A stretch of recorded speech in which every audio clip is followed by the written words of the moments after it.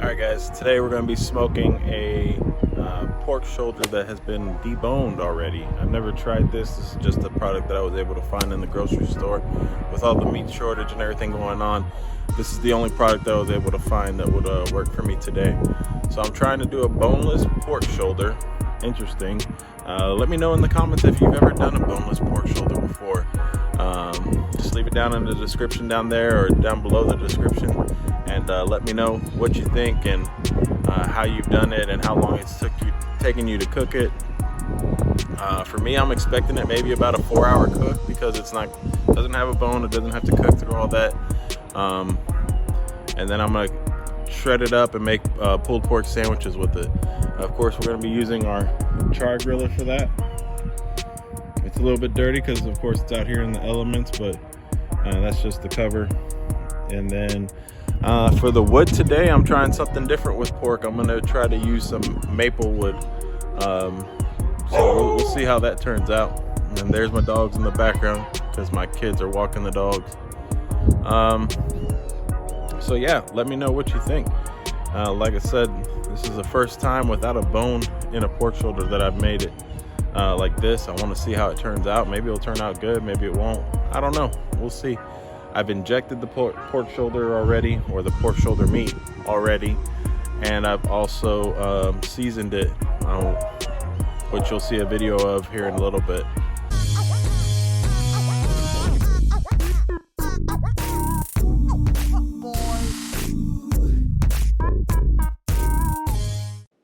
Alright guys, so here we are with the boneless pork shoulder butt roast. So no bone in this thing. It's kind of wrapped, as you can see here, a little mesh. I'm showing you the whole packaging here. Again, this is the only thing I could really find in the stores. And then I'm going to show you what I'm going to be seasoning with today. I just found a very generic pork rub right there, and then I got my Creole garlic injection. So here you can see my dogs are very interested always in when I'm cooking, but I decided to use a saran wrap for this one. So I opened up the packaging, I go ahead and put my pork shoulder meat on here, and basically I just go to town with the seasoning. I don't hold back on what I want to do, as far as I'm not worried about how it's going to taste, or if it's too much, or if it's anything like that. I want it to be covered. I want it to be coated in this seasoning. I want it to be really, really flavorful. So I really coat it, pat it in, flip it over, coat some more on there,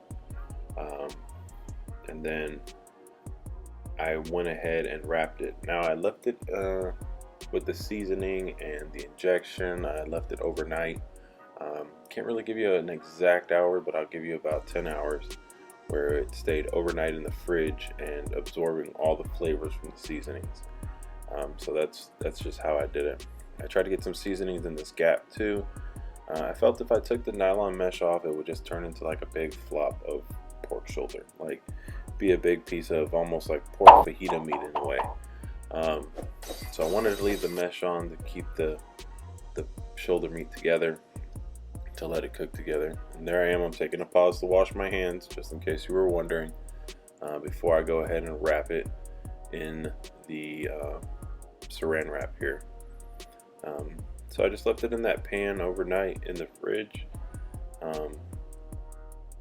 and then I went ahead and injected it. I believe it was the next day, because I did forget about my injecting. But here I am. You're going to see me injecting the meat here in just a minute. Alright, so we're injecting this meat with a Zatarain's Creole garlic. I've used it on turkeys before, and I've used it on some other pork shoulders. This is just like a pork shoulder roast. No bone in it. Just all wrapped up, and it's put into a netting. Stay tuned, it's going to be a good cook. So as you can see here, the moisture got really drawn out of the meat with the salts and the rub and everything. And then of course I injected it as well. Alright, so we got the grill all lit up. Basically we're just working on the base layer so that I can add my maple wood on top of it. I did put a piece of hickory in there to give that heat and to continue that consistency. I put a little bit of a charcoal bed at the bottom of my smoke box, again to keep that layer so that the wood easily lights up whenever I add some more wood to it. So we just started. That's what our temperature is right now. I'm starting to get a little bit of smoke coming out of here, but that's not the smoke I'm working for. I'm working for that maple wood smoke. So we're gonna get that coming out here in just a minute too, so we can get our grill up to temperature and get ready to put the pork shoulder meat on. That pork shoulder meat, it does come with a nylon wrap. I'm hoping that wrap is good enough to cook with. It won't affect the cook at all, because it's not direct heat and it's just the smoke heat. I think it will work out just fine. So we're gonna test it out. This is a new venture for me. It's also a new venture in the fact that I'm using store-bought pork rub, and I'm not making my own rub this time. So that's a new venture for me as well. I usually like to do my own seasoning mixture that I rub into the meat, and this time I just went ahead and said, screw it, let's try one of these store-bought pork rubs. So that's what we're going to be working on. Stay tuned, guys. It's going to continue to be a good one. You're going to see this cook all the way through, all the way to the end, and see how easily the meat shreds. All right.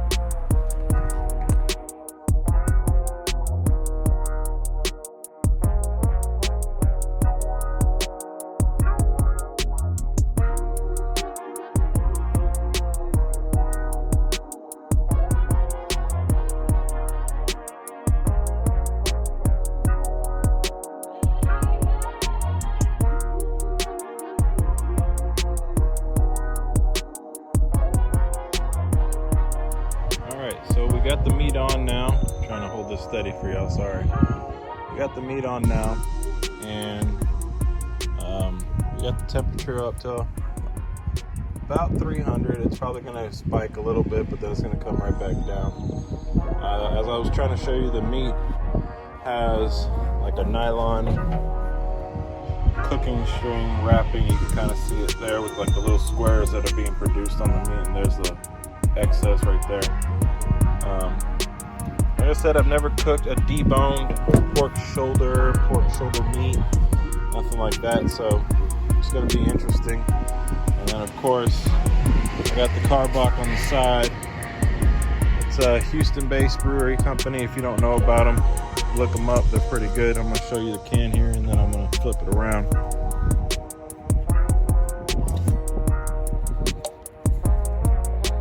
Got the Carbach on the side, looking nice.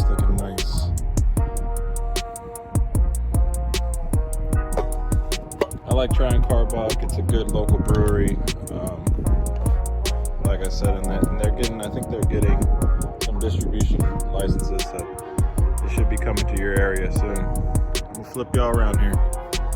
All right, so we got about maybe I wouldn't say more than a 4-hour cook, but I'll be checking the temperature of the meat, make sure it gets up to the point that I like, and we'll see what happens from there, guys. Make sure you smash that like button for me, okay? This is gonna be a good. All right, so here we are about an hour and a half into the cook. I just had to add some more wood because my temperature dropped on me a little bit, but it's gonna get heated up here in a minute. Of course, we got that initial smoke happening once the wood gets lit up. Again, that's maple wood being dropped in there. Let's go ahead and take a look at the meat.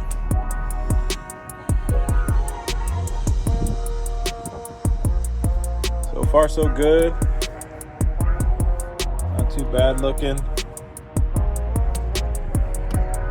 Maybe I'll roll it over, flip it over to the other side. All right, we are about 3 hours into the cook.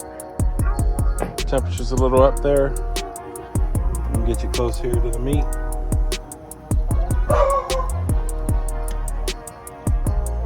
Looks pretty good. We'll see what happens.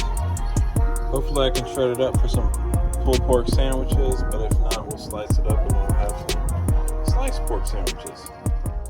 Alright guys, so here's the temperature of the pork shoulder roast, but I did pull it off at 195 or 200. And then I went ahead and wrapped it in foil before I hit that 195 and 200. The foil, I just like the way it heats up the meat and it helps tenderize it even more.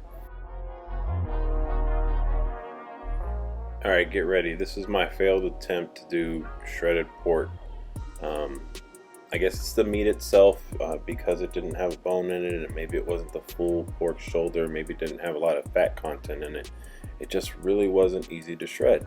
So I had these bear claws. They typically do pretty good with my pork shoulders to get them nice and shredded up, and the bear claws just weren't doing it. So decided to cut it. Cut it, looked at the meat, made sure it was cooked all the way. Again, I pulled it off at 200. It should be cooked all the way, and it was cooked all the way. So then I was thinking, well, do I really want to try to slice this thing?